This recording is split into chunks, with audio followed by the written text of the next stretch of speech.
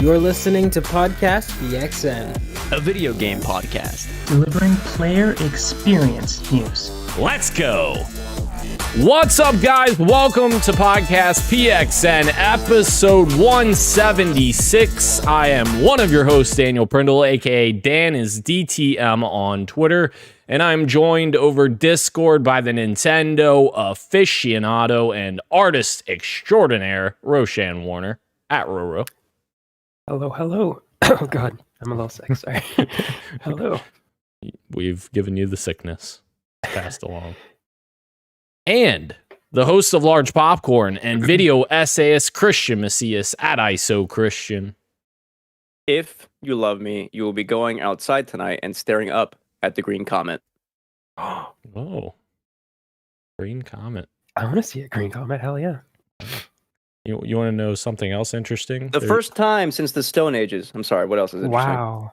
That's awesome. This month is the first time for the next 600 years or something that we're getting 4 Mondays, 4 Tuesdays, 4 Wednesdays, 4 Thursdays, 4 Fridays, 4 Saturdays, and 4 Sundays in the month.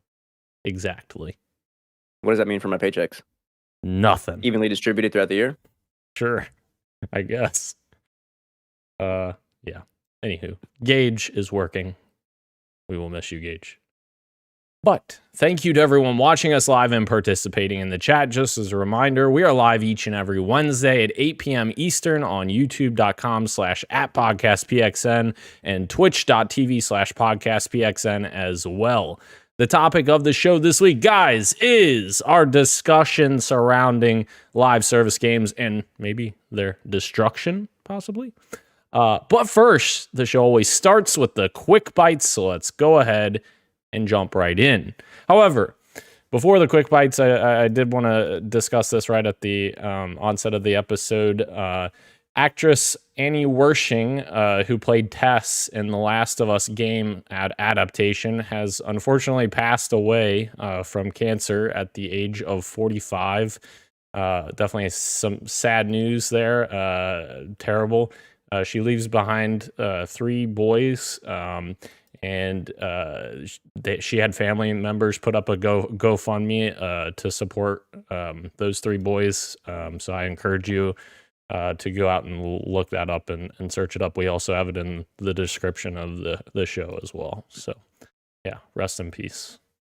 And then a lot of the big outlets and people like Neil, who directed Tess the original, have all come out supporting their family, and also been linking the GoFundMe, which has been nice to see. So I'm pretty sure people have been coming out to support, which I mean, very unfortunate.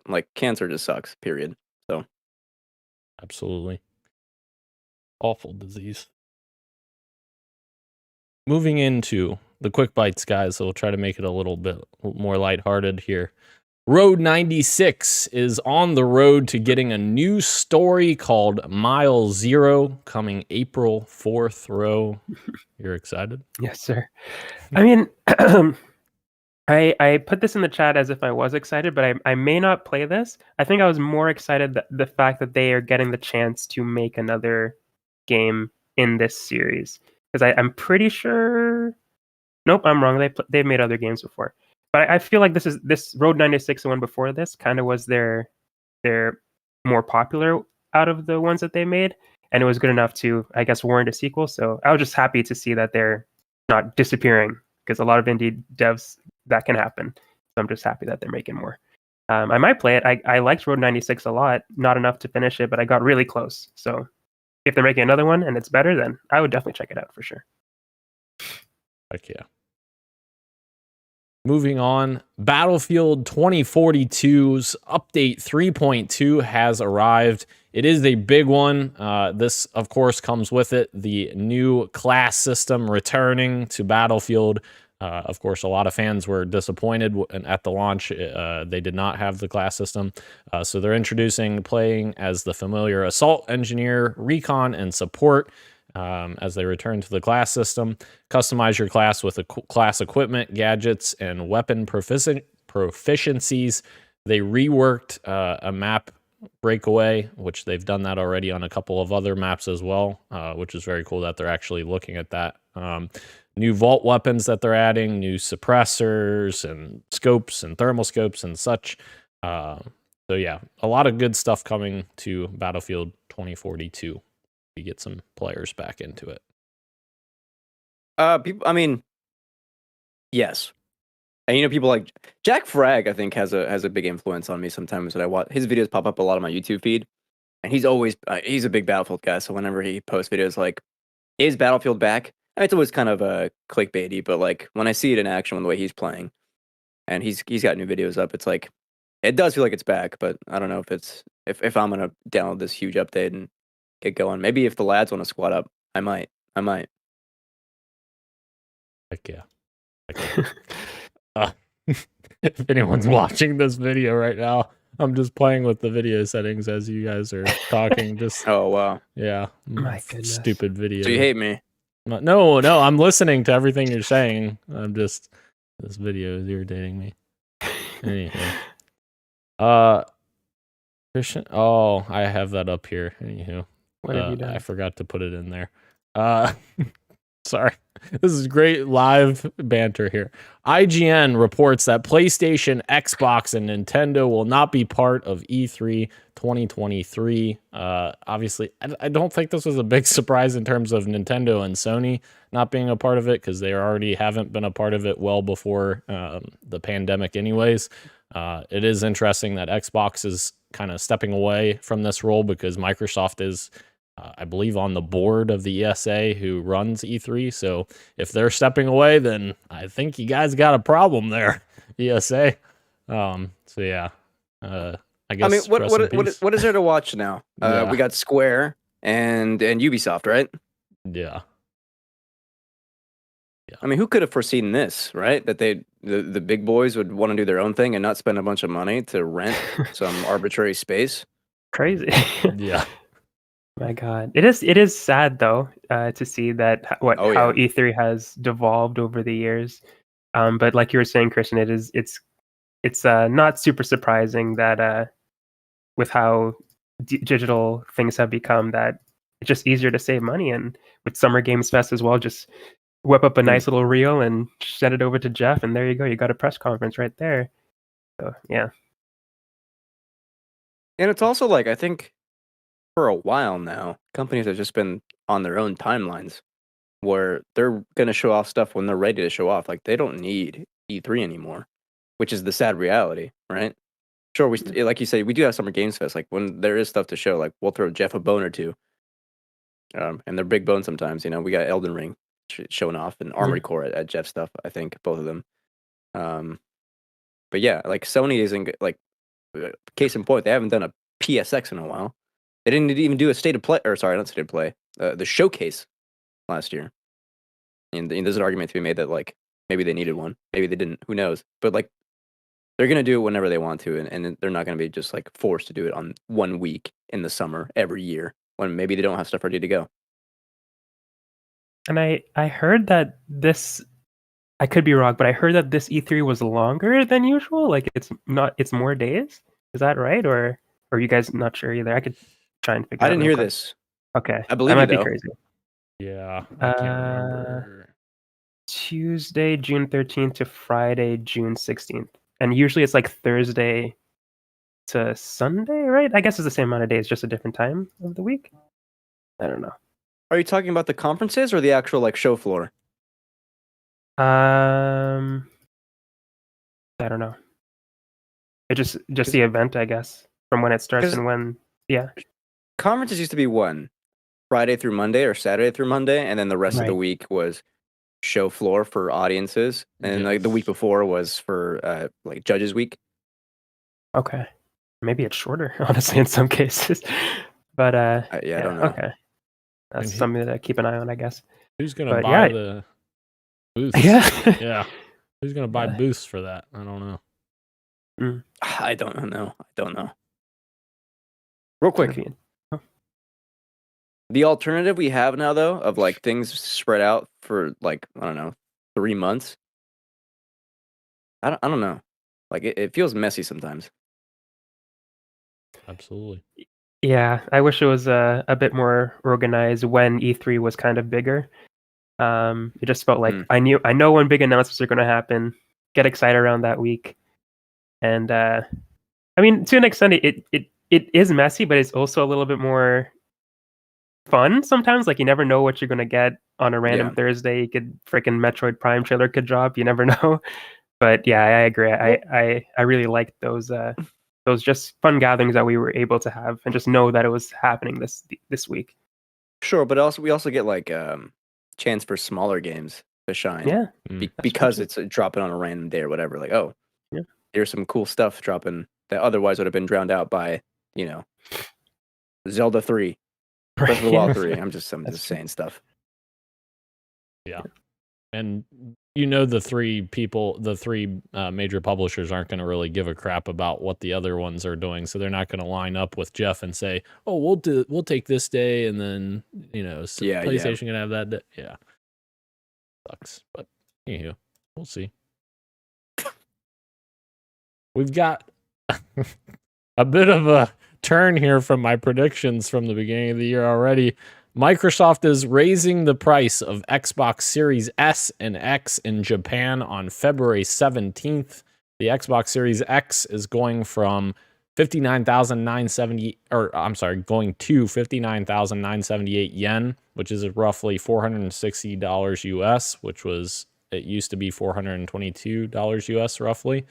The Series S is going to 37,978 yen, which is roughly $291 US, and would have been equivalent to $253 previously. So a bit of a price increase there after Daniel predicted no price increases, but I can't remember if I said globally or just the US, but I hope I said the US in my prediction. Was it you or Gage who predicted? I thought I did, didn't I? That the price wouldn't go up on Xbox? I refuse to check. Okay, that's fair. That's fair. It'll be a surprise. Exactly. Yeah. Mm-hmm. So, anywho, the Crew Motorfest has been announced for 2023. Guys, any Crew fans in here? No, not me at least. All right. Well, I mean, we can enjoy watching this trailer. UB, what the are you doing? We don't want this. We want Splinter Cell. Oh man, we do want Splinter Cell. That is true. Yeah. It's even the comments here, it's like this is just a worse Horizon. There, right. A lot of people are saying it's like Forza Horizon. Mm-hmm. Yeah. The Crew, I mean, is a worse Forza Horizon. I mean, I assume this game was in development long before all their troubling statistics have been coming out, but this doesn't seem like the game that is going to save Ubisoft right about now. I think the location is kind of interesting in Hawaii, but that is true. Yeah. That is cool. I thought that was neat as well. See? Doesn't get me wanting to play it though. Agreed. Guys, this is a little bit of a beefy quick bite, but I'll try to just go through it real quick. We got a bit more clarification for Halo and 343 yet again. I feel like we've talked about this 3 straight weeks now, so I apologize in advance. Jason Schreier, though, this time has come out with a report detailing restructuring of 343 and Halo's future, I guess. Apparently, the studio and franchise essentially all but starting from scratch. At least 95 people have been let go from 343, which their studio is about 400 to 500 people, so a pretty good chunk of people gone. Almost 20%, right? That's crazy. Pretty much, yeah. And they're also saying that Halo is switching to Unreal Engine with a new game codenamed Tatanka, which it's been the long-rumored Battle Royale that's been in development with Certain Affinity. And, of course, Tatanka originally was supposed to be just a Battle Royale mode for Infinite, but now it seems to have evolved to become its own game. So I don't know if that means it's going to be more than just the Battle Royale, or if they're just going to try to distance themselves from Infinite, or what that all means. I don't know. It is interesting there. the interesting part is the rumors were last year that development had restarted on Tatanka, that it was originally in the development engine of Halo Infinite. And so now that they're moving to Unreal Engine, if that is true, it's going to be a long time before we see this. We're not going to get this year like I was hoping for initially. And also, according to Schreier, reports sounds like there was a lot of people that were at 343 that were messing with prototypes in Unreal Engine for different story-based content for Halo. But of course, most of them were let go because of the campaign team being let go. So the company is not actively working on new story content, which is similar to what we had heard last week as well.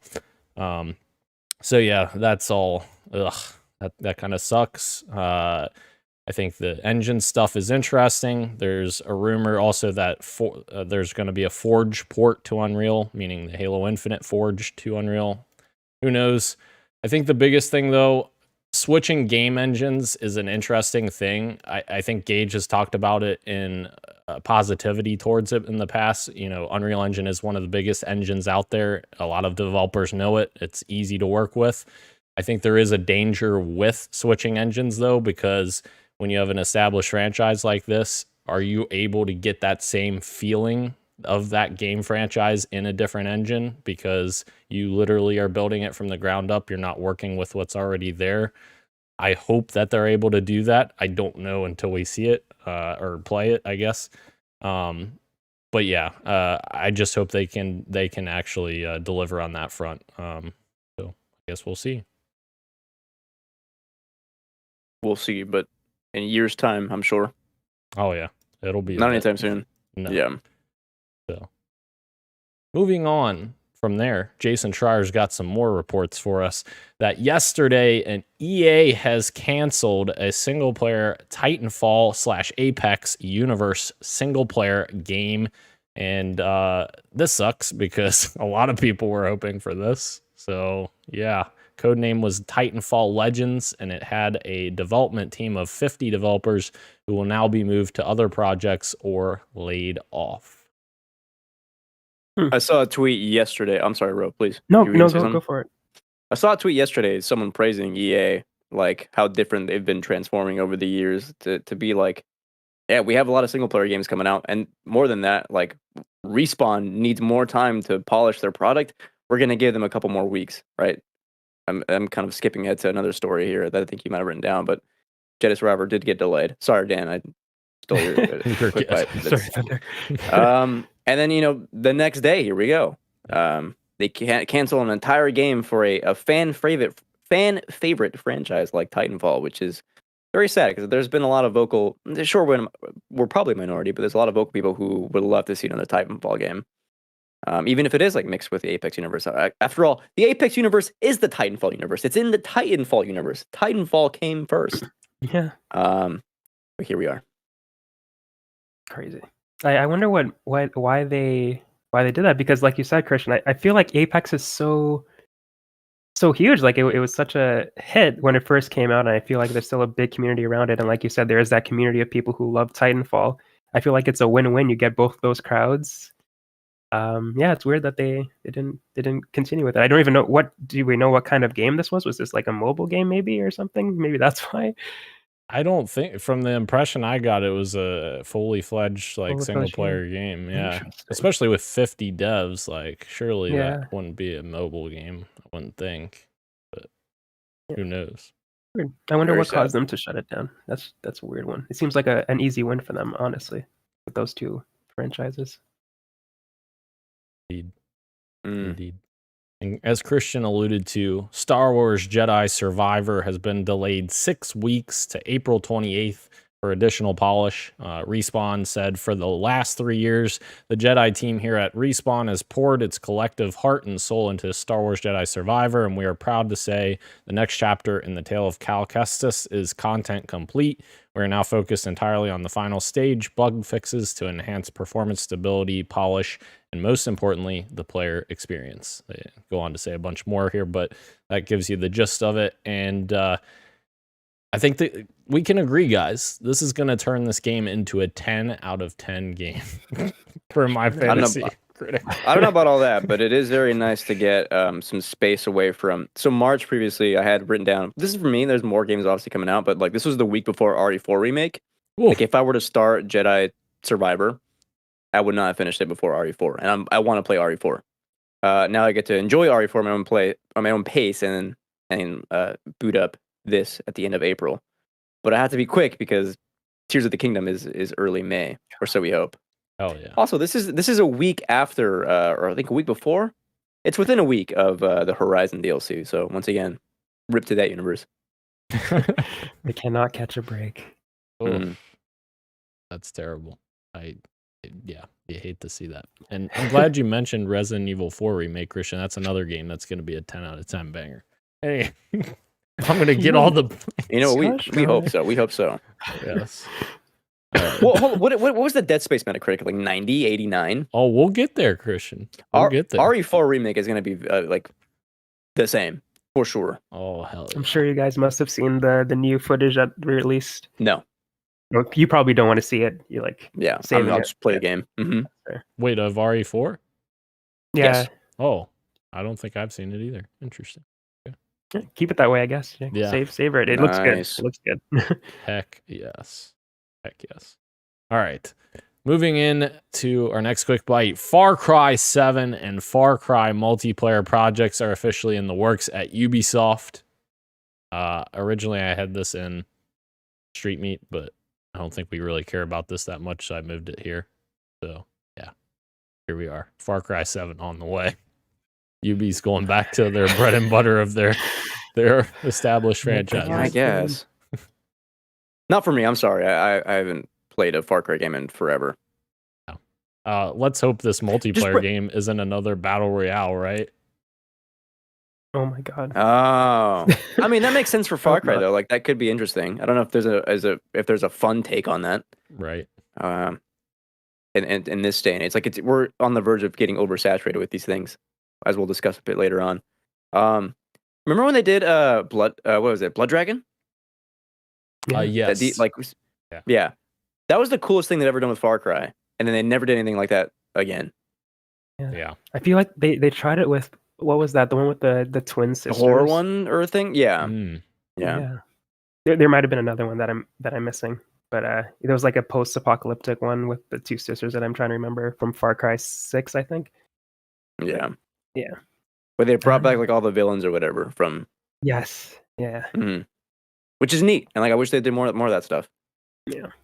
And people wanted Far Cry Blood Dragon 2. They wanted that to come back in another game, and it never came.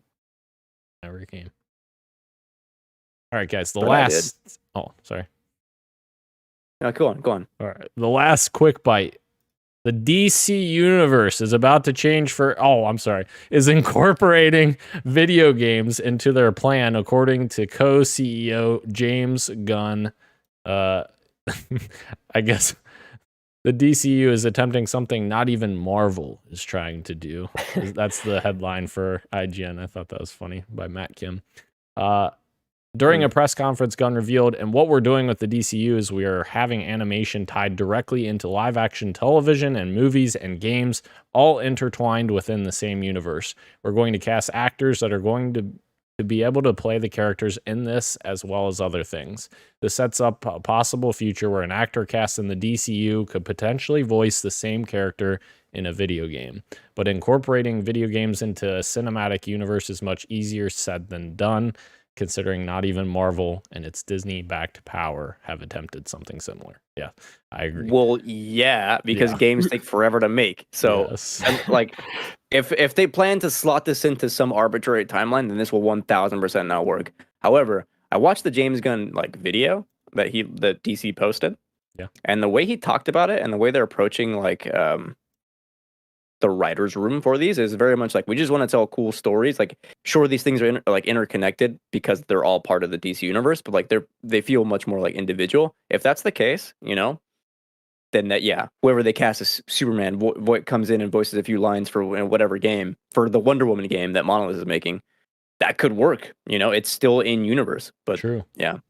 If it's like on the MCU timeline, I don't know about all that, Chief. Personally, Yeah, I get a little worried for the same reason as well. I don't know if it's like, I mean, maybe it is Marvel just hasn't attempted it, but I also think it might be Marvel doesn't want to do it either. Like they have their Marvel Cinematic Universe and that works, and their Insomniac stuff is working, and their Midnight Suns and all that kind of stuff. There's no reason to connect it. DC is obviously just trying something a little bit different, and we'll see if it pays off. It could be cool, but I don't know. Right now, I'm curious to see how it would work, because right now it's hard for me to imagine it all connecting in a seamless way. It seems like it'll be hard to pull off. Christian, are you going to say something? The worst thing they can do is do the Marvel route, where like you have to watch this thing, Right? This TV series to understand our subsequent movies. If they do that with the games, they're fucked. I'm sorry, because I won't. I refuse to do that. Well, I don't want my fun to be work. The other thing is it's like games are already difficult enough for developers to make. Imagine a development studio trying to work with another development studio making two different games, and they somehow got to make those work together. Like, yeah, that's going to be interesting. If it works, it could be cool, but yeah, I don't know. Seems a little optimistic. Yeah. The Flash is almost here. Apparently, it's amazing. Yeah, that's despite all things, the Flash is almost here. Yeah. Yeah. Did you see his tweet, Christian? Where was it a tweet, bro, that he said that James Gunn said that The Flash is one of the best superhero movies he's ever seen? I think it was in the actual video he said that, but it might have been a tweet as well. The CEO of DC says he likes his own movie. Yeah. Okay. Yeah. Well, it's not even his movie, but I was surprised. Well, you know what I mean? Yeah. But like, why would he say that? Like, yeah, he doesn't have. He's not gonna say it's ass, right? Yeah. Oh my goodness. Insane. I'm actually sure the movie's fine. It got very positive feedback from screeners. Not that means anything, right? But yeah. Good luck, DC. Yes. I mean, James Gunn. I already forgot his name. He's a cool dude. So hopefully this all works out. But as I think we're all on the same page, we're kind of skeptical right now. Sure. Indeed. Into the street meat. Let's beat up some dead meat. Jesus. I don't know. 12 violent.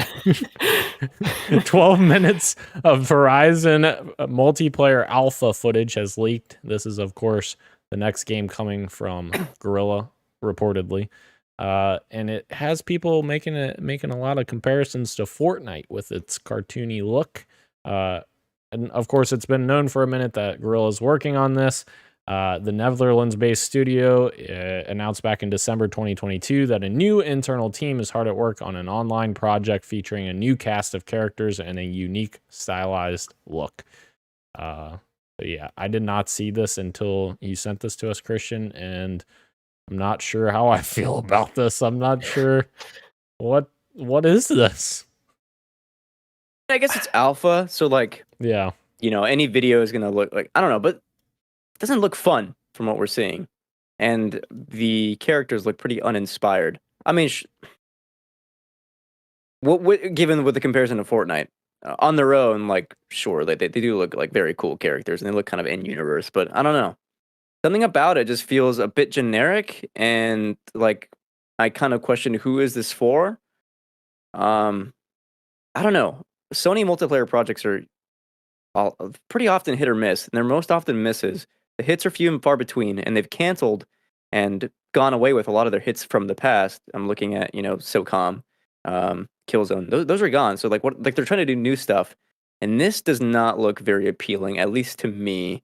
And it seems like a lot of people on Twitter are feeling the same.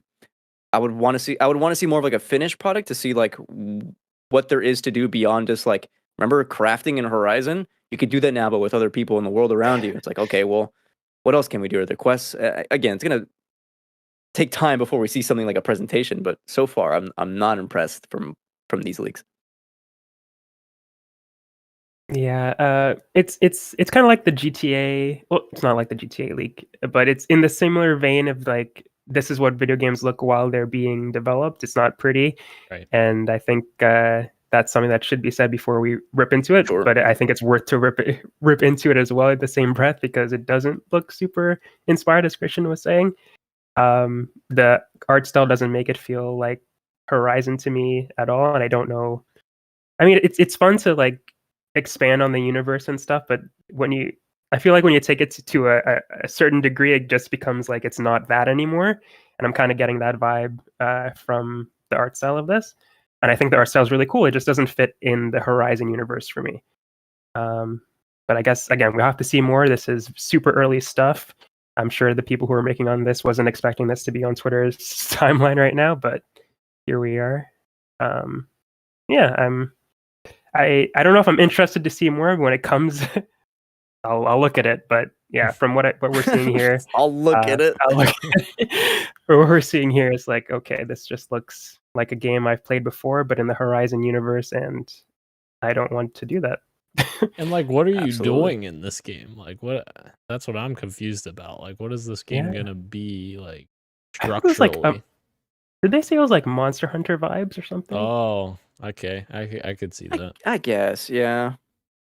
But like, that's not why people play Horizon, though. People, Right. Yeah. praise it for its like sci-fi story. I have problems with its quest writing, but like, whatever. That's just me. It's widely, it's the story content that people are drawn into Horizon, and the gorgeous graphics from the Decima engine.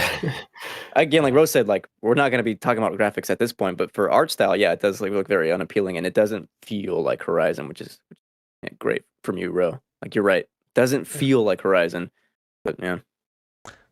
Tyler is in the chat. I apologize, I missed your comment. So many release dates are delayed this year. Yeah, it's the delays of video games I've constantly. only just begun. Insane. Sorry, James Gunn's DC. Well, but you may be saying sorry to James Gunn's DCU, Oh my but God.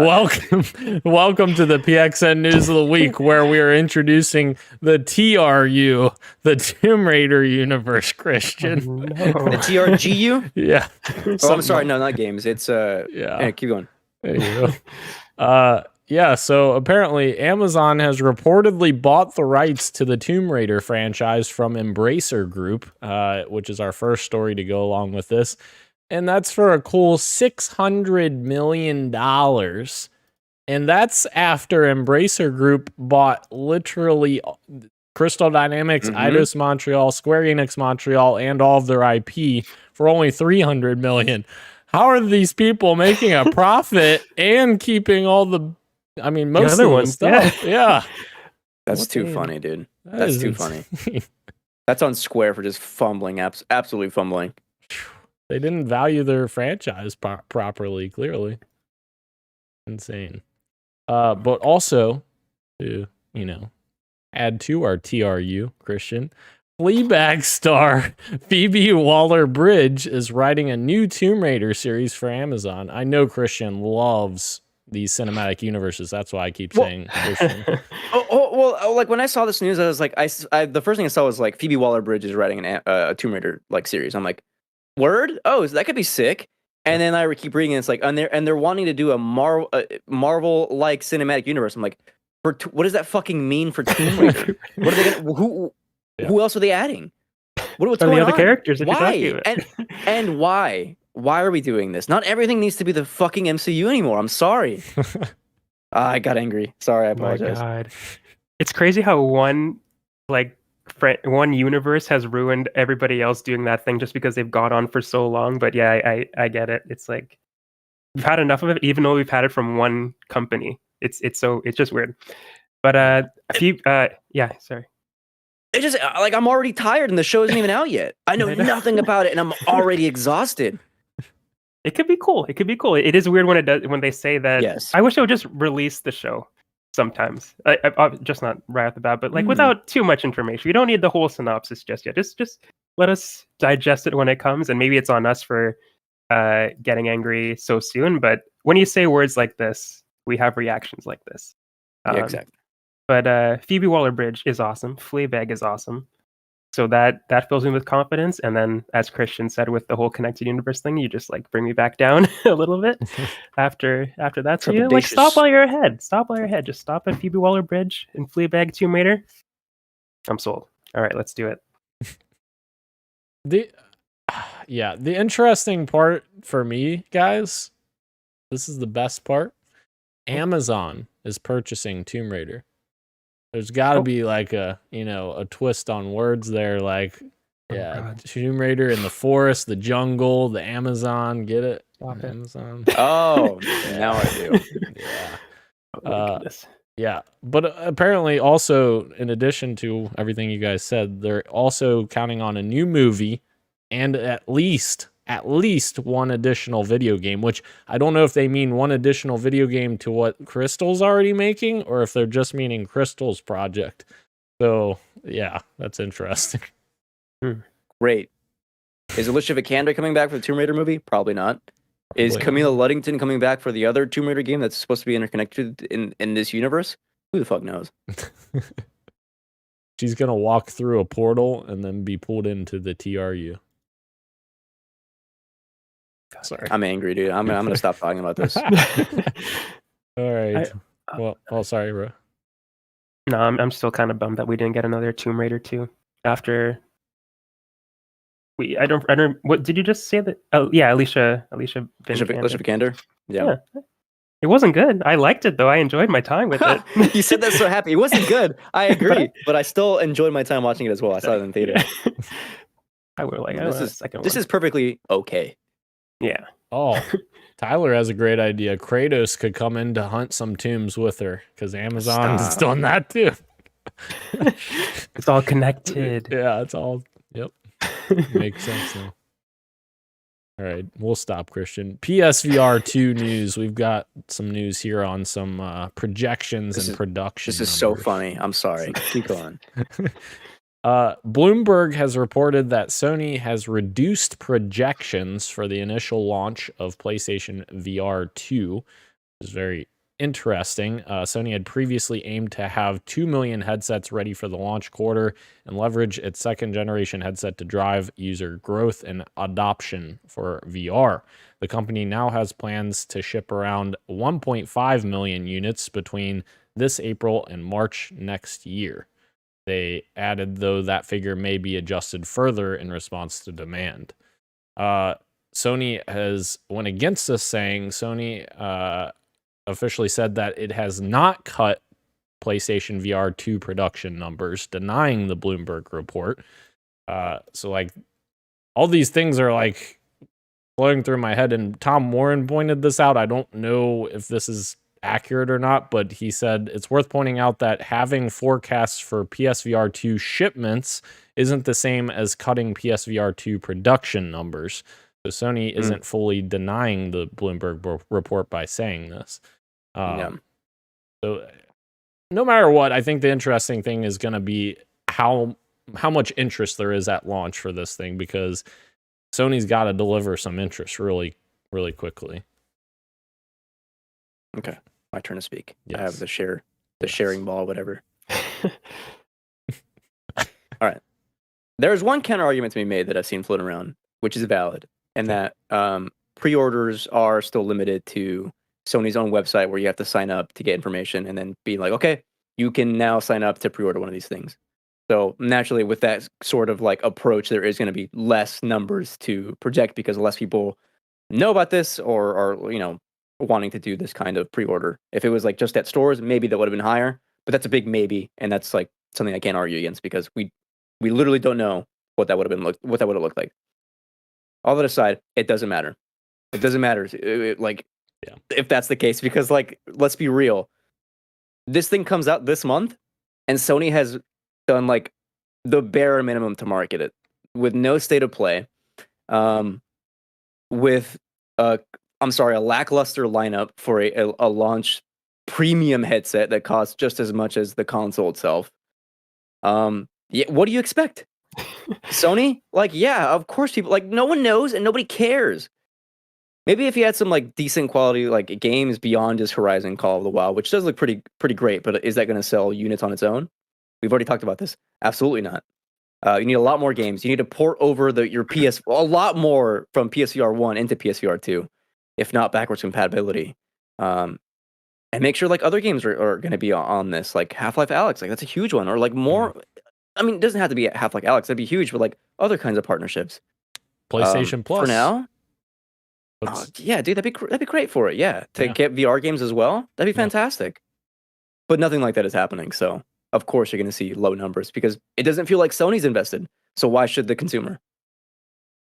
Yeah. Just to piggyback off of like, what did you expect, Sony, and what you just said about the computers only being tied to their website? I didn't know that, but like that makes so much sense, and it's just like you did that. Sony made that choice. It's like it's not Yeah. even like we're not trying to find it. You only have it linked to your site. Like if you had it in more places and we're explaining where you can pre-order a little bit more, then maybe the numbers would be higher like you expected, and there'd be more. Like I remember when they said that like we expect these, like I guess this is what the article is referencing, that they expected like this huge number of PSVR 2s to be out in the wild, and they're making this many, and now they're apparently cutting back. But it's like you could have made that many if you kind of showed it off a little bit more. But Yeah, because they're kind of banking on the thing selling itself, Mhm. which is not how this is going to work. No. Yeah. Oh boy, Sony. Yeah, not good. I think that's Mm. it's a real concern right now. And how long are they going to support it if it's not going to get the numbers that they need for install base? Ugh. Mm. They're at a weird impasse where it's like, okay, let's see how this thing does at launch, and then decide how to support it afterwards. So it's like, Yeah, the consumer's like, well, let's see if they support it before we buy Right. it. That's like, endless loop. Yeah, mm-hmm. Not to mention the price as well. That was also Yeah, absolutely. a tough thing to chew down on. Fight on. has there ever been a successful peripheral that's like this expensive on console? I feel like there's not ever been. Like, Kinect was all like 149, PlayStation I mean, Move. Probably the Elite controller, if you want to count that as a peripheral, That's fair. Yeah. maybe. But even that's only what 150. Mm. So yeah. It's just a Yeah, large ass. I'm thinking Nintendo, obviously, with like Wii Motion Plus, which would come include, or like the steering wheel, but those came included with games, and really people are buying that for the games themselves and not the actual peripheral. So Right. yeah, you're kind of hard pressed to think of answers to that question, which is a good question. Very interesting. Very interesting. All right, guys. Let's move into our fantasy draft check-in. We got a release. I wonder who got a release. That's Gosh right. darn it. That's right. Dan got a release. Dead Space remake has come out, and it is a 90 on OpenCritic, which means I've got 20 points on the board to start the year, gents. Let's go. Huge. Let's go. Should we talk about what Gage did over the week? Yes, we should. Yes, that's absolutely. So Gage no. drafted his 5 games like the rest of us.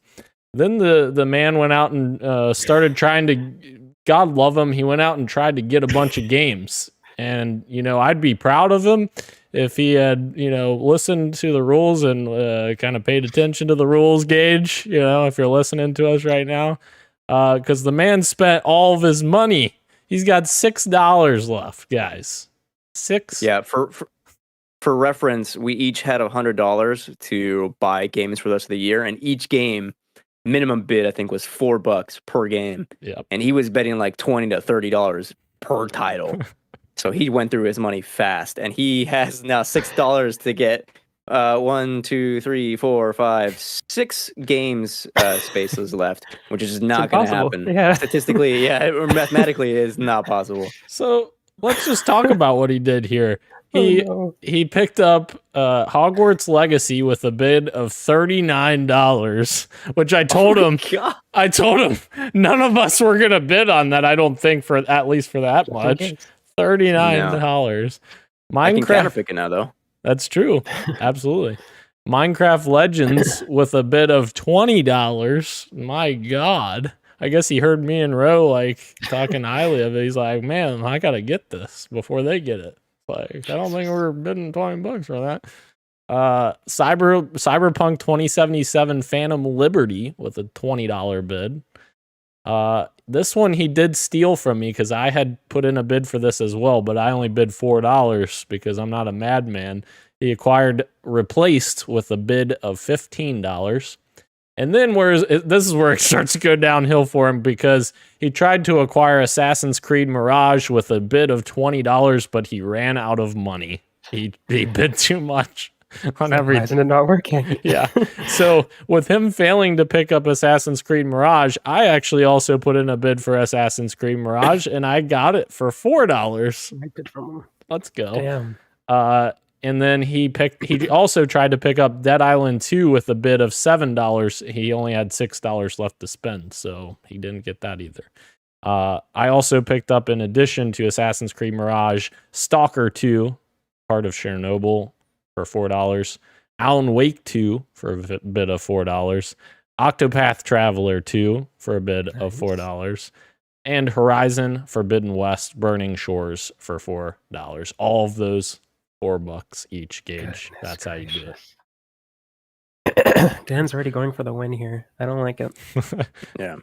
But my goodness, I haven't even opened the website since we did it. We're going. I made a bid earlier this week, so hopefully next week I'll have something added to my list. Heck yeah. None of you stole it. No, I haven't put in any bids in this week. Okay. I guess I shouldn't be giving you that insider knowledge. I put in lots of bids for lots of money. Lots of games. Yeah. Spend all your money, bro. Anywho, yeah, we all need counter picks still. Look out for those. Lots of games to choose from now. Yeah. Moving into our TLU timeout, guys. The Last of Us Season 2 has been confirmed and will follow the events of the second game. Seemingly, apparently, it's Craig Mazin, right? He said it would be split into 2 seasons. So yeah, as long as it does well still, I'm assuming then we'll get a season 3 as well. So yeah, good news. They can barely squeeze the first game into 1 season, so it's very much expected the second one is split in 2. It's also, the second game is also written very much like a TV show, so this makes sense. Yeah. And it's, of course, Hallie Gross, TV show writer. Super excited for that.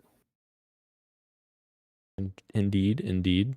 And the Last of Us audience also has grown for the third consecutive week, becoming HBO's 4th current series, averaging 15+ million viewers per episode. Dang, that's a lot of people. Insane. Good for them. Absolutely. So let's move into episode 3 reactions, guys. Long time. A lot of people are going to be lauding this, or they already have been for the last several days. What an episode that was, guys. Your reaction. Who's going first? You just saying the title, long time, gave me chills. Just you uttering those words was like, oh God, taking me back. But yeah, that was an incredible episode. Me and Gage were talking about it. I think I could just honestly just read what I said here and just get it over with. But it was such a great take on Bill without making him a different character. It was like, here, I'll just read it. I loved it. I really felt like Bill. I really liked this Bill. Frank and Bill's relationship was so great. I like how in the game, Bill's advice to Joel for survival was staying alone. And in this show, his advice for him was that people like them have to protect those worth protecting. And that may help living in this hell worth it. And I thought that was really cool that they went a different route, but it still felt like Bill. And Frank and Bill's story was so beautifully told. I cried like at least twice, I think, watching that episode. The first time was when they were playing the piano, and the second time was obviously when it was Frank's last day. But it was, I'm just going to gush about it, so I'm just going to hand it over to Christian, and maybe I'll be able to form some better thoughts. No, okay. Yeah. I cried 3 times, and there's a lot of places for me to start, but dude, you go. Okay, you have something else you want to get out, please. It's just the fact that Bill found Frank in the first place, like how he was alone before the apocalypse, alone years during the apocalypse, and the first person he happens to find is also a gay person, and they have a beautiful relationship, and Bill's first time with a man is with this man, and they're in bed, and it's so beautiful, it's so cute, and he's like, have you done this before? And it's like with the girl, it's like, okay, let's take this slow. We'll do the normal stuff. It's like, I love this for Bill. I don't know. I just love that scene. It was so well done. You don't usually see that stuff done well in TV or movies, so it was really cool to see. You don't get a lot of like real romantic homosexual depictions in media, and when they do, like, there's a lot of like stuff surrounding it, like, Disney having gay characters, but they don't want to market their movies, so they flop and stuff. And this is like a premiere HBO show that has been growing with every new episode, and they drop like one of the best homosexual like love stories that we've seen in a long time. And it is up there for like one of the best. It's really good. Well, I tweeted about how The Last of Us, the game, I think is very clearly about love. And this episode finally understands like the core themes of The Last of Us and puts them on display in a story that like is vastly expanded from the game. Like, people are going to be asking like, is this better than the game? I don't think that's the right question. I think that kind of devalues a little bit of like what this is doing. I think it's just different, and that's okay. Because what we got is like phenomenal. This is the first episode that I think justifies the existence of the TV show, because it's playing to TV show's strength and not just adapting the game into like a passive format for us, right? And I'm surprised that there's a 2-hour cut of this that just like didn't make it. I would love it if they release some kind of DVD package after the season ends and they have this kind of extended cut. I think I would love to see that. And like the writing was fantastic, dude. Like, it gave us space with them. It gave us, people have said like it's like an entire season of a show in the space of an hour. And what they really gave us was like a scene that combats the giraffe scene from the game. If you haven't played the game, then I'll just stop there. But the giraffe scene, like the strawberry scene, hurts. Yeah. But it's so beautiful and it's great. Like what Nick Offerman did, and I'm forgetting Frank's actor's name, but they just knocked it out of the park. It was a beautiful episode. And like everything you guys said, I echo all those sentiments. And in addition to that, like, I kind of got another little bit of a fake out, which I liked. Kind of like the first, the first episode, they did that fake out with the car crash. They kind of did that again, where they had their little blow up fight, and I was like, all right, I think I know where this is going. Yeah. Like, this is gonna go badly. And then it changed. They changed that completely. So I thought that was really cool. That. And that's the stuff that I told you guys before this started, that I wanted to see difference, like pretty decent sized differences. And I think this is delivering those big differences. I even put in our chat that I was like, I was that person saying like, I don't know if this is better than the game adaptation, but like you said, Christian, it's different. It's just different. Like, they're two different things, which I absolutely appreciate that. And, yeah, I'm very thankful that they're doing more changes than what I initially thought they were going to do, like, when it was first announced. I saw a lot of people complaining that like, oh, this isn't Bill. I wanted to see Bill and Ellie like have their back and forth. Well, guess what? You can still have that. You can still go back and play the game. Like, that still exists for you. Yeah. And let other people go ahead. Sorry. No, I was just going to say, and that I would say that is a fair criticism of this episode, where I don't feel like their relationship impacts Joel and Ellie as much as, the games did. I would say, the events of the game, Bill definitely affects Joel and Ellie in a much more physical way. Like, since you meet Bill and you experience what Bill experienced Frank, doing what he did. I'm trying not to spoil it if people want to play the game, but obviously, like, I feel like that experience, you're not getting through the lens of Joel and Ellie. You're not getting as impactful experience for them as us as the viewer. I think it's a more impactful experience, it's just an interesting conversation. I think. I would say like the impact that Bill is leaving on Joel in the show though is different than the game. Absolutely. Like, it's not even the same type of impact that. Yeah, it's completely different advice as well. Like, Bill is like don't fuck with this girl, just stay alone. And in this game, it's like protect Tess, but Tess is already gone, so protect, I guess, Ellie in this case, and whoever else may be special to you, which is completely different than what Bill in the game would say. And I love Bill in the game, and I think Bill's advice in the game is sound for that world as well. It's just how they told this story. It just makes more sense for him, unfortunately, to die and pass on that letter, and that impact is different, but it's still an impact, I think, on Ellie and Joel, but just not as you said, as physical. Right.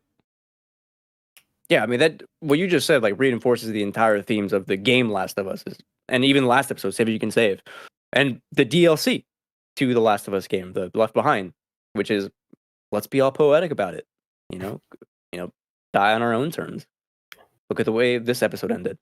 One of my friends who just picked up a PS5, I think a week and a half ago, who bought a bunch of games for the first time that he's excited to play. He bought T-Lu Part 1. He's going to buy Part 2. The God of War games, Spider-Man, etc. And he decided to watch this series before starting the game, which is going to be interesting, I think, after the fact, to see those differences. But he texted me after he watched the episode Monday, going, he said, "That was unbelievable. I'm a wreck right now. I haven't cried like that, and I don't even know how long. Like, this episode had a deep impact on him. And he's not even a game player. He's just a person who just enjoys, like, quality TV. And that was quality TV. My only criticism, just because we're still on it, is that I am enjoying... Oh, God. What is her name? Bella Ramsey. Yeah. I am enjoying Bella Ramsey's performance. I still question the writing of Ellie herself, because as we talked about in the DMs, like, it feels like her survivor's guilt is very much not present in it, and we still got a glimpse of that in the beginning of episode 3. I'm like, okay, you have 6 more episodes to see where this goes, but so far I'm like, I don't know if I like this version of Ellie more. And if they're like doing that to set up the events of season 2, then that kind of sucks, because I think like Ellie in season 1 has a very like dynamic path that she follows that makes what the events happen in season 2 much more tragic and reinforces that own theme in that game, which is a separate discussion. But it only works because of the route she went in season 1. And if they're kind of setting up this more like violent, darker thing for Ellie, then I'm not sure T-Lu 1 hits as hard, or I guess this version, but we'll have to wait and see. Yeah, and I think the other problem is like, like you're saying, like The Last of Us Part 2 takes place like years later, so Ellie's a completely different person than, what she was in Part 1 in the game. So, like, it makes sense for her to be a very different character. So, yeah. Next week we might see her actually pull the trigger too, with how she stole the gun at the end, and it being with all the raiders and stuff. That might be in a situation where she needs to pull it out. But there was a line in this at the beginning where she was talking to Joel about the scar on his forehead, I think, and he's like, "How'd that happen?" And it's like, "Somebody shot at me." It's like, "See, that's cool." It's like, I mean, it is cool, but it does definitely feed into what Christian's saying. Is like she's really into this violent stuff, and I don't know why. Yeah. Indeed. Gage says in the chat, fans of the game understand the importance of episode 3, but I've heard opinions from people who only watched the show that this felt like a filler episode. He said, I think that's fair, even though I obviously disagree. And I could see that. I think that's because they're there for one episode. Right. Filler doesn't mean shit when like it's directly in dialogue with the themes of the show, of The Last of Us, just because it doesn't like focus on the actual characters of Joel and Ellie, right, doesn't mean it isn't reinforcing those themes at all. So I would disagree with the whole concept of filler episode personally. Fair. And I think the flashback with Joel and Tess very well set up that connection that they have with them, and made sense for them to get to that point in the story. Like Joel saying, "We got to go here because I know that this guy's here. He can help us." Yeah. And then, of course, it's tragic when, like, oh, Bill's not here. Well, he is here, I guess. Yeah. But, yeah. Left the window open. Yeah. And we get the window shot. Yeah. Yeah. God. So good. Really good. Mm-hmm. Hopefully it's not a long time until episode 4. Dan, stop it, please. I'm gonna cry again. Moving in to what you got for me. I've been playing a lot of stuff, guys. I'm so happy that I'm actually completing games this year. This is the year of completing games. Completing games for me. I started a little. Sure? Yeah, absolutely. I'm killing it. I have a list already of multiple that I've beaten this year. I'm happy. He's doing it. Yeah, I'm doing it. Mm-hmm. Hi-Fi Rush. I started about an hour and a half or so into it. Very much enjoying it. I'll let other people who have played. I'm not going to spoil who are probably well more versed to talk about it as they've played much more than me. But I'm very much enjoying it thus far. Going to be excited to go back to that this week. But I beat GoldenEye 007, the re-release, just for the nostalgia.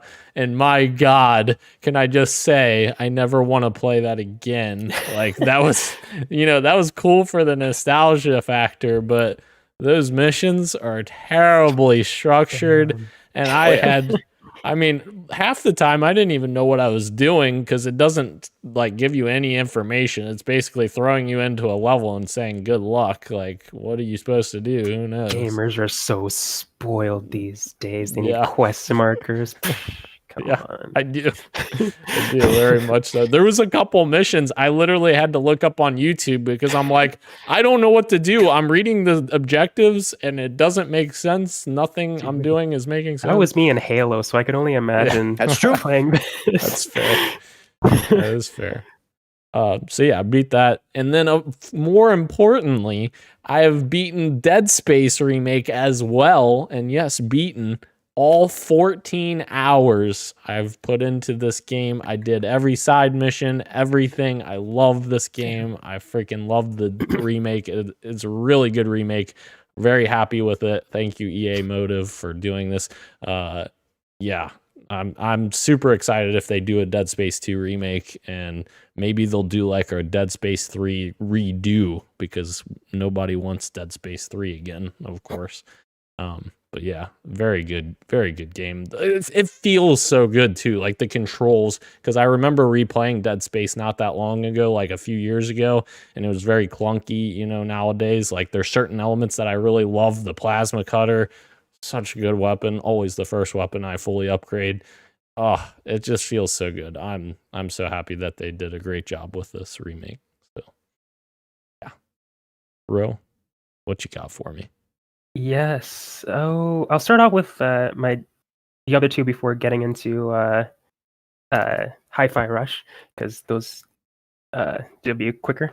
But for Tales of Arise, I told you guys about it in the chat.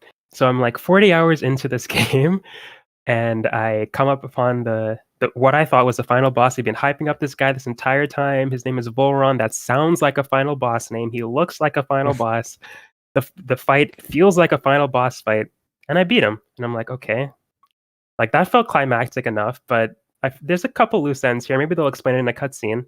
And a cutscene happens, and then this random person shows up, and a bunch of crazy shit happens, and this guy says, "It's only just begun." What do you mean it's only just begun? I've been playing for 40 hours. What do you mean? And yeah, there's a lot more game to play. I'm happy about it, but that was like, it was like, what the hell? And it was a good twist, but at the same time, it was like, I've been playing this game for 40 hours. What do you mean there's more? But yeah, it's a good time, so I don't mind. The other game that I've been playing is A Space for the Unbound. I told you guys about it a little while ago. I finished the first chapter today, and it was good already, but it definitely got its twist now. Like something happened where it's like, okay, I need to keep playing.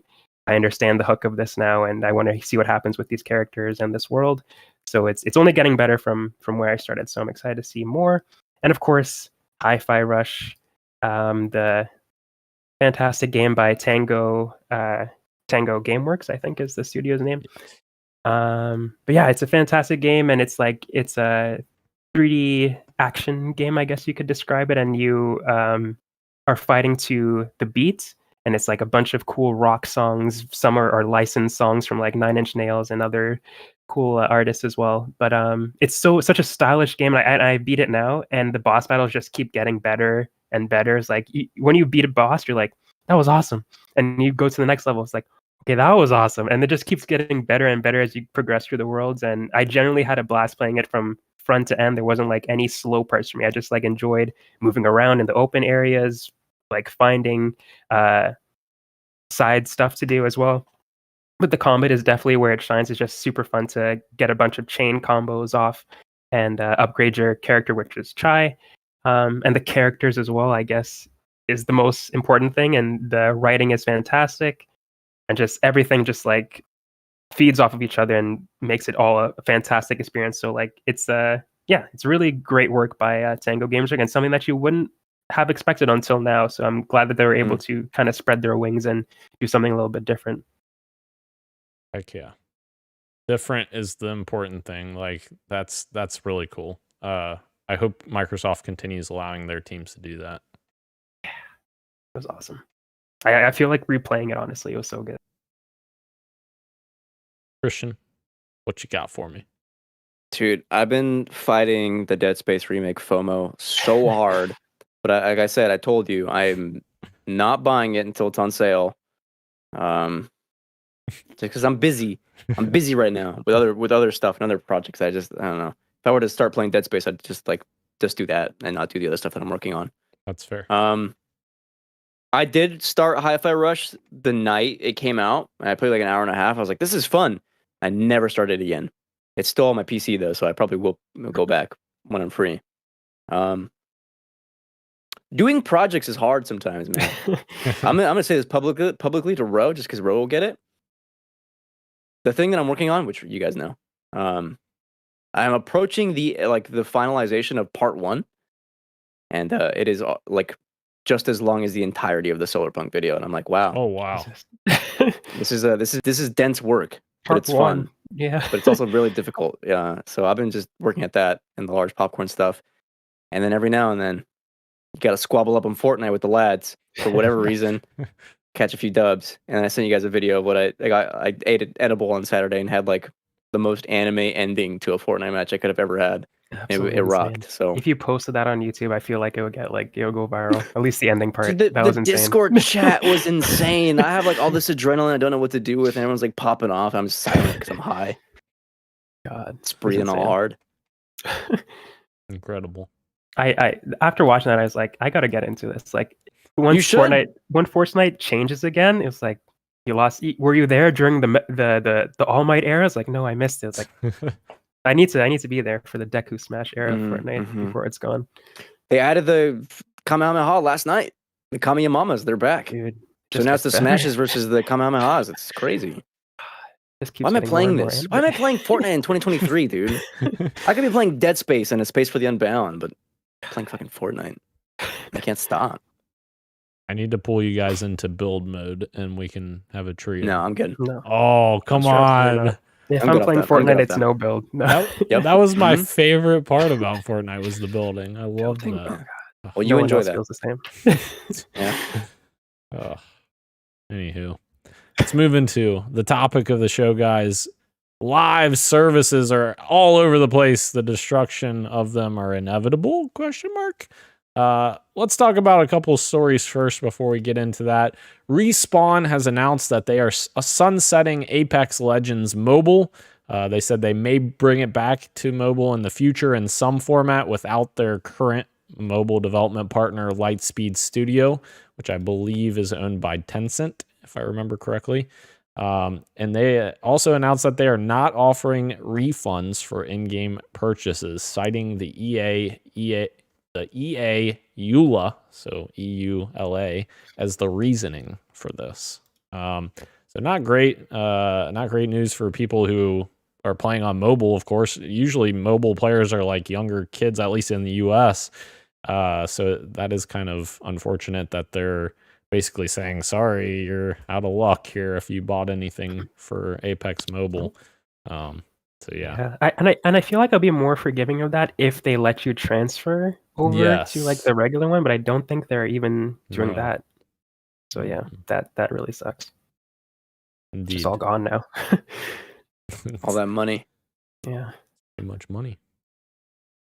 We also got news on the same story that Battlefield Mobile is also shutting down, as well as Industrial Toys, who is the developer of Battlefield Mobile. So a bunch of layoffs there. You hate to see that, of course, coming on the backs of all the other layoffs we've gotten lately from Microsoft and others as well.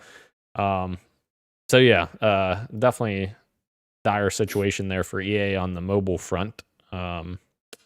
I wonder if it's just a changing tide or if maybe it's too much ongoing support for all these projects. You can't handle 20 million different projects going on at one time, I guess. I mean, this is a lot going on for just mobile. I don't know. And then one more story before we dive into some of these thoughts. Rumbleverse is shutting down after only 6 months. The game will go offline at the end of February, which is season 2 will be the last season for the game. That is a wild statement right there. And maybe indicative of, again, too many live services trying to compete with one another. There's only a certain amount of mind share, I guess, that you can have from that. Other live service games, I just wanted to list these real quick that have shut down or had major issues recently, in addition to the ones we just talked about. Babylon's Fall, the servers are shutting down this month.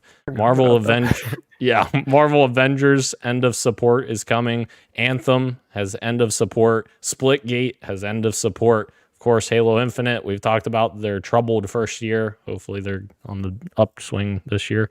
But yeah, like all these issues with these ongoing live service games, like it does bring up some interesting questions. Like, at what point is there too many live services where people can't play all of these live services? Obviously, Destiny is a huge live service that Bungie seems to do a really great job at keeping a decent base of people that allows them to continue doing that. But like these other studios, is there too many? Too many. You say Destiny is huge, and it is, but like, let's be real. They play the story content for a week, and then they get raid ready, and then the raid drops, and then suddenly a month has gone by, and it's like, wow, we're still doing the same thing, and we're not happy with what we're doing in Destiny anymore. What are we gonna do? I guess just hold off until the next expansion, and then rinse repeat.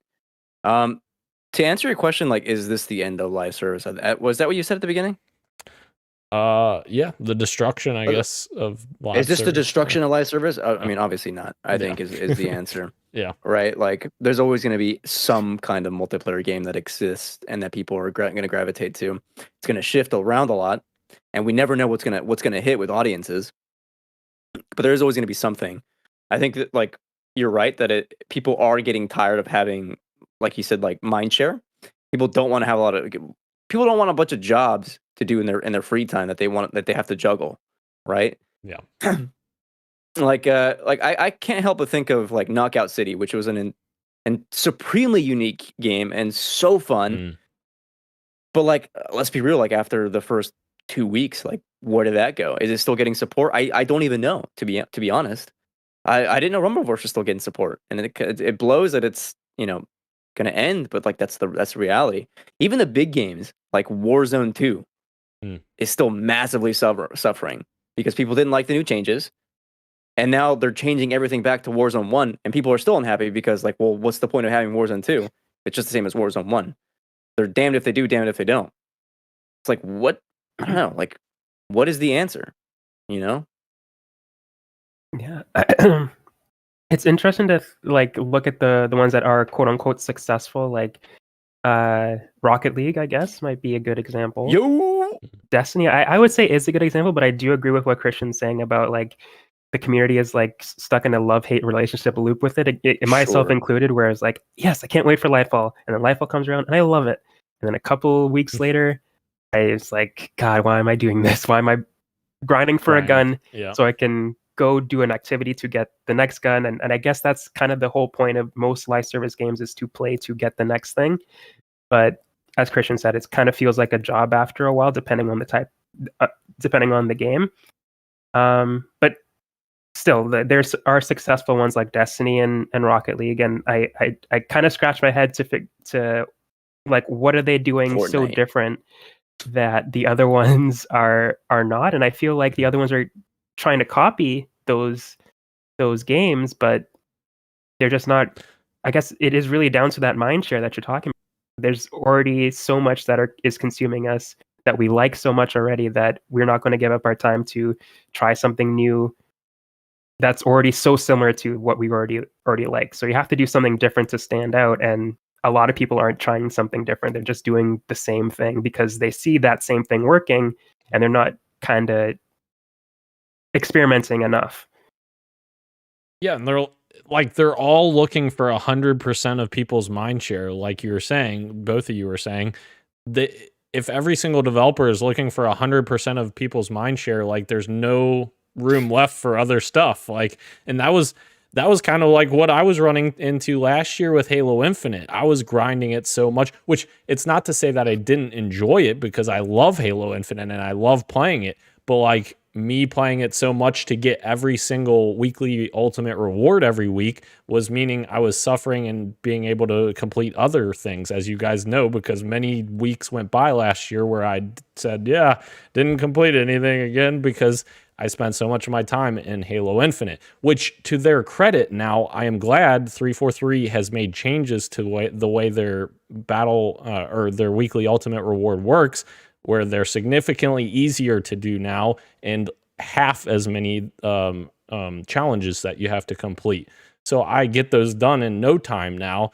And that's the kind of stuff I love seeing from these live services. Give us easier ways to acquire these new things each week, or whatever your cadence is, because then you're going to continue to bring people back into your game and still allow them to go to other games as well. Like, even, if you're EA, for instance, I'm sure EA has multiple live service games they're trying to support. Apex, Battlefield, I guess, sort of. But like, you got to have mindshare for all of those people if you want all these people to go to all these different projects. Otherwise, there's not enough mindshare for people to go to all these different things at the same time. All right. There's a like the successful ones that we're talking about, like Destiny and Final Fantasy 14. There was another one that I was thinking of, but I lost it. But I also feel like, and we talked about it with mobile games where they're just shutting down so quickly, and Rumbleverse too. It's like, and I know that nobody wants to fail, but I feel like the willingness to fail and grow better is super important as well, because a lot of those successful games had terrible launches, terrible first years, but they kept with it, and they were willing to spend the money to recoup those losses and make a great game out of it. And I don't think a lot of companies are willing to do that, because at the end of the day, they're trying to make the money, and I can't be mad at them for that. But it takes time to get these games in a good place, because they are live service games. So you got to keep updating them. And if you're not willing to put in the time to make it what you had envisioned in your head, it'll never be that, because a lot of the games on here have really great aspects to them. Like Anthem's gameplay was awesome, but it didn't have any content to play to play that awesome combat in. Babylon's Fallen, I failed to find anything awesome about that, but I haven't played it. Marvel's Avenger, it had a really cool story. So if they worked on the combat a little bit better, I feel like they could have done some really cool episodic adventures if they worked on that as well. So, but they stick to either one thing that usually isn't the good thing about the game, and then they see that nobody likes it, and then they shut it down. It's like, well, you had something, but you're focusing on the wrong thing here.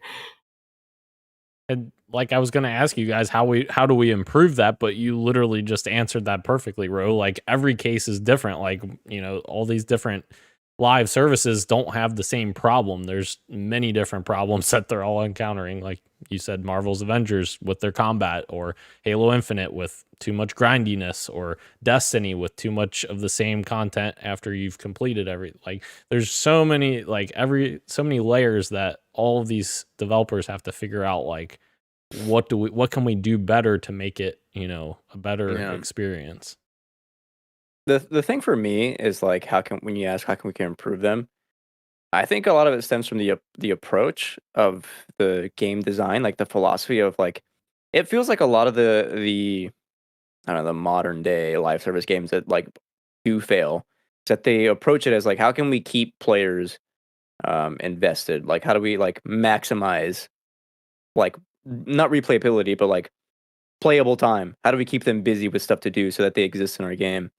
When really like you got to go back down to the fundamentals of like, is this game fun, right? And then work from there. Rocket League succeeds because like that is a very break it down. It's soccer with cars, right? Yeah. As long as the game is fun, people are going to keep coming back because that is like endless fun. And then it's just like luck plays a big part of it. And I'm thinking again to Knockout City because that game is fun. But it ended up being more of a distraction for people.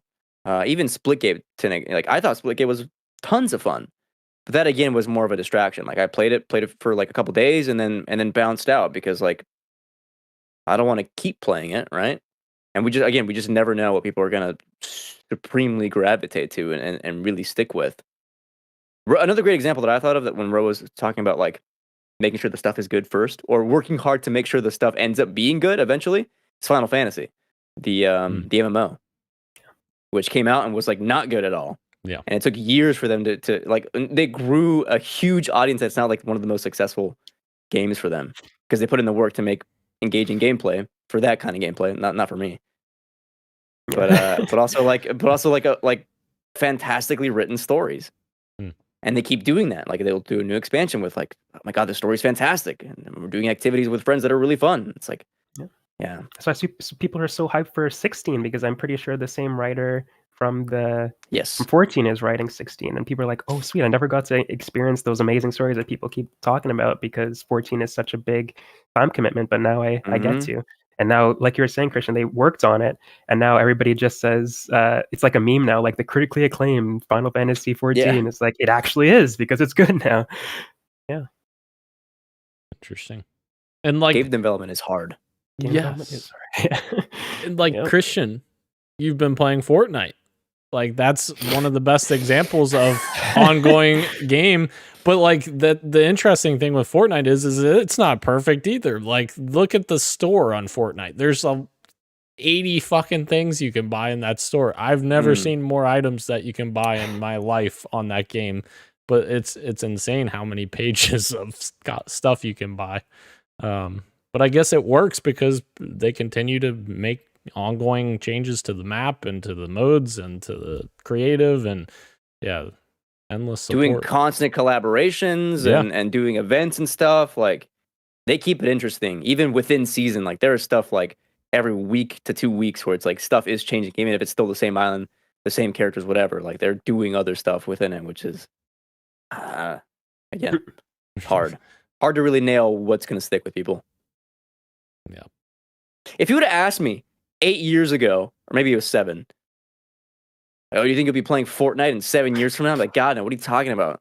This game is so stupid. It's just a ripoff of another battle royale. Like, sure, it's kind of fun, but like, no way. Every night, 2023, oh, we're going to squabble? We're going to we're going to thank the bus driver tonight? Yeah. Oh, why not? Christian's I got a couple games in me. You're constantly thinking about it while you're on the show here. You're just like, how do I get back to Fortnite? I need to get back. No, I'm not an addict. Let's be kidding. real. Come on. Get out of here. They had an Ariana Grande concert in that game. That's insane. Yeah. And I missed it. And a Star Wars trailer. Dude, they had they premiered the Sonic shows. They've had Christopher Nolan trailers in there. Avengers stuff with the Russos in there. What is going on? Insane. I guess the next thing that we could be asking for is the FCU. Fortnite. What? Cinematic Universe. Sorry. We don't need this. Sorry. Yes. Look at Overwatch though. They're doing story content pretty soon. Yeah. They're switching up a little bit from the live service acts. Like people are like not very as happy with Overwatch 2. Not a lot of meaningful changes happen in that new game. Yeah, it's interesting to see a live service go from not live service. That'll be an interesting one to see if that works for them. Yeah. Very interesting indeed. So I guess the answer to the question is live service games getting destroyed? Probably not. Who knows? Who knows? The answer may surprise you. The world may never know. All right. Yeah, that's it. That's it.